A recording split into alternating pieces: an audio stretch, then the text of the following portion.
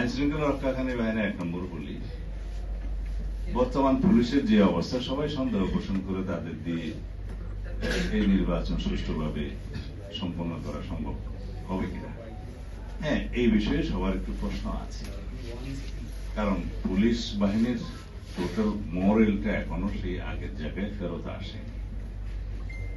কিন্তু তাদের সহায়তার জন্য 1 লক্ষেরও বেশি সেনা বাহিনীর সদস্যগণ কাজ করবেন, সেটি ইতিমধ্যে সেনাপ্রধান এবং সরকার প্রকাশ করেছে। এই তথ্য তাদেরকে সেই বিষয়ে ট্রেনিংও দেওয়া হচ্ছে। পুলিশ বাহিনীর বাইরেও যেগুলো সহযোগী বাহিনী আছে, আনসার, বিডিপি সহ অন্যান্য, তাদেরও প্রশিক্ষণ চলছে।